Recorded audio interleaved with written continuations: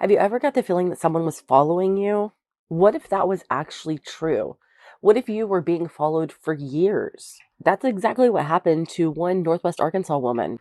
So, police in Rogers, Arkansas were contacted by the victim in this case on December 13th, 2024. The victim in this case went to the Rogers Police Department in person. She took a friend of hers with her. Now, this friend was a male friend that she had picked up from the airport on December 12th, so just the day before.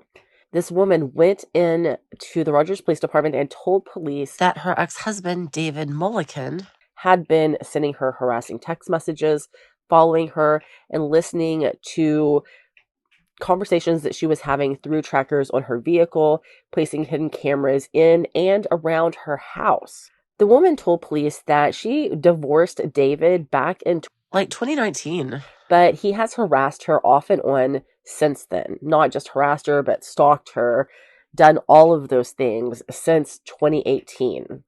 Like he's doing this like it's a full-time job for him.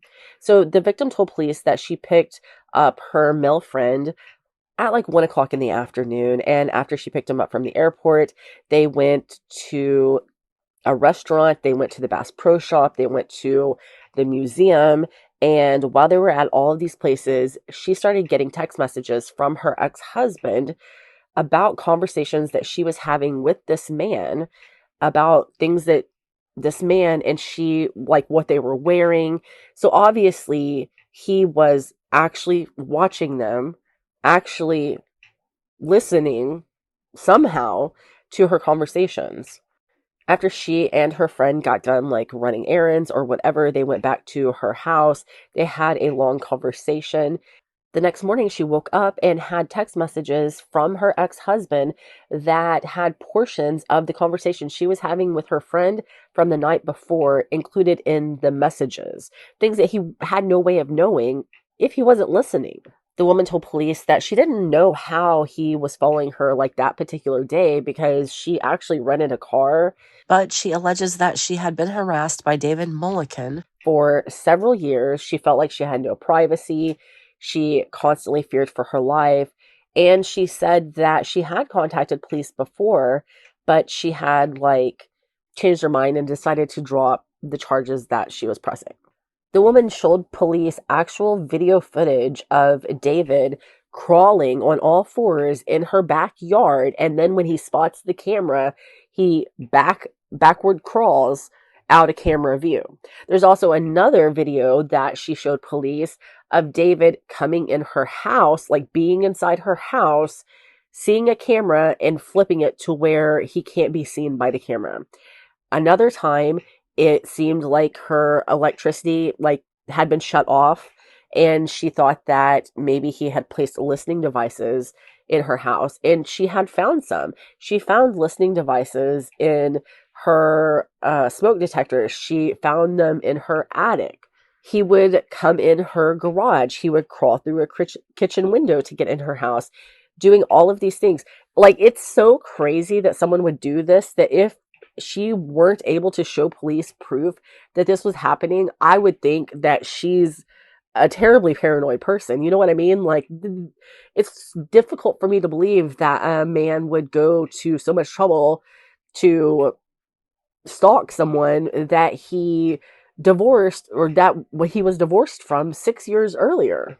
At different periods in time, David had also sent her disturbing messages saying that he was going to kidnap her and have other men R her, like in his fantasies.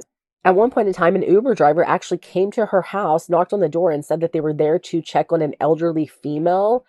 But the woman noticed that the woman was talking to a man on the phone, and she found out that it was David. David contacted an Uber driver, Uber, and had them go to her house saying that he needed an elderly female to be checked on when really he was just spying on her.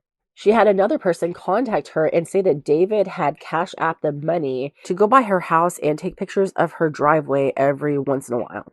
The woman told police that David had admitted to her in the past that he had placed surveillance cameras in her home and that he put an air tag on her car. The victim told police at one point in time there was a man that reached out to her and told her that David had hired him to follow her and take photos of her. Now, the man did that for a while, but he stopped when he felt like what David was plotting had become criminal. He said that David had sent naked photos of the victim to this man and said he was going to get the victim drunk and R her and have this man watch and then have the man R her while he watched, which is, I mean, like, what? It's just so disturbing.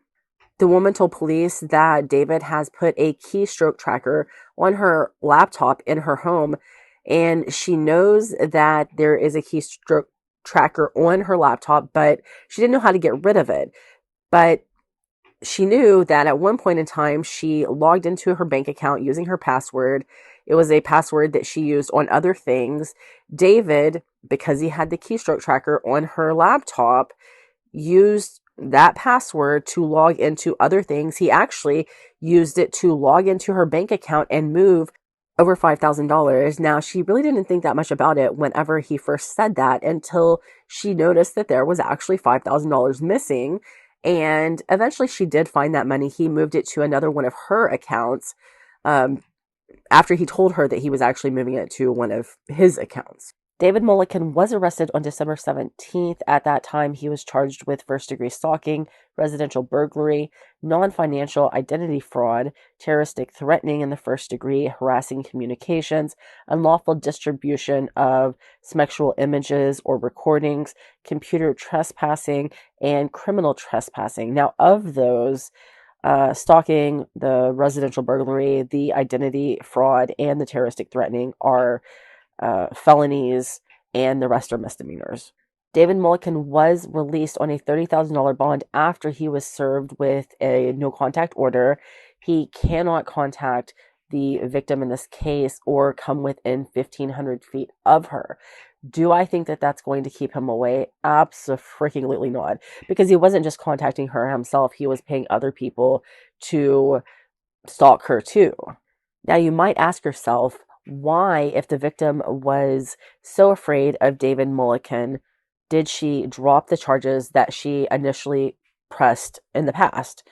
And the reason for that, according to the victim, is because she fears the retribution that will come from David Mulliken if he is prosecuted for this. And I think that that is a valid concern, given the extreme things that David Mulliken has done to stalk her and harass her for such a long period of time. I mean, honestly, can you think of anybody in their right mind that would do the things that this man has done? Because honestly, I can't. And I have known some crazy people in my life, but they ain't that crazy. That's all I'm saying. Of course, all of this is allegedly. His charges are still pending. So this is a case to follow, see what happens. I mean, hopefully the courts do protect this woman from this man that has changed her life for the last 6 years.